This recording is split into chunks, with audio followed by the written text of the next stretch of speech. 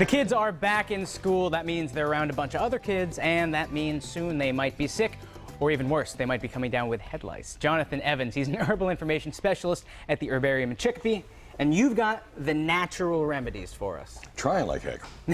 Yeah, you want to start? Let's start with the cold things, how we can relieve the common cold. This is the time of year, as soon as the kids get back, they're being exposed to all the new people, the exchange of germs is there. And no one washes their hands when they're a kid.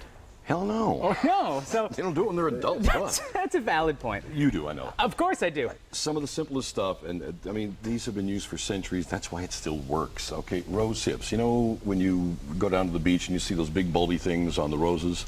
That's the ones that, with the prickly? Yeah, except when you take it off, that's the rose hip. Natural source of vitamin C. Did not know that. Nice and sharp, nice and tasty.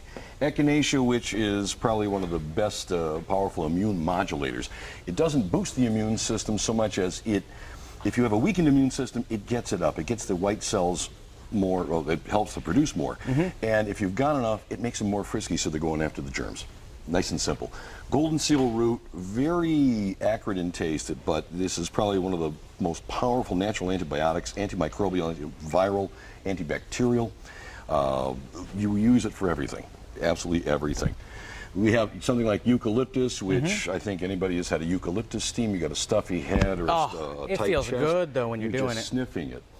You've got yarrow, which is also helps to relieve the cold and flu symptoms. It helps to promote sweating, which is actually, even though you're getting hot and you're sweating, you're actually cooling down. Because sweating's good for you, and it helps get the bad out and get the good back in.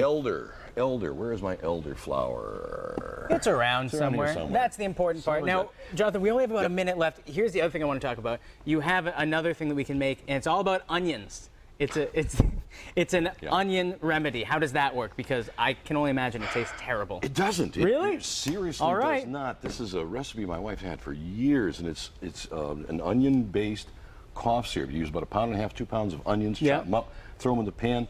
You fill that just to cover that with honey, with raw honey. Raw honey. And what's the difference between raw honey and regular honey? Regular honey's been processed and cooked out. It's nothing but sugar. That's all it is. It's crystal clear. There's no nutrients left in it. Natural honey still has a lot of the micronutrients. It has amino acids and trace minerals, and it also has some of the local pollen. So if you're allergic, if you have hay fever and so forth, the local pollen, you are slowly building up your resistance to the allergens. Now, Jonathan, unfortunately, we're almost out of time. Head lice. Everybody gets it. No one loves it. How do you help deal with it? No, I don't have head lice. I'm head lice free. I haven't had them in a long time. One of the things my wife did many years ago is something called Nix the Nits. Not crazy on names, but it works. It's a combination of essential oils. There's tea tree in here, there's lavender in here, and another special ingredient which I can't reveal. Otherwise, my wife will kill me. We don't want that. This is something that can be added. We have treatment systems, a whole situation how you can do this, add it to oils, putting it on the head. It helps to kill the lice. It's also something you can add to your shampoo, so you can use it as a preventative measure. Right, because everybody's got them. Makes a lot of sense. If you're going to the grocery store and you're looking for a shampoo, look for something that has tea tree in it and something called blue cypress. Tea tree, blue cypress? Right. And sounds then good. You add something like this, or if you have tea tree oil and lavender oil, add that to the shampoo, working that, and the rinse. So we'll have naturally healthy kids. You got it. Jonathan, always a pleasure to have you here. I'm going to try some of this tea. Try the tea. That's our cold and flu tea. I feel better already. Ahead on Massive.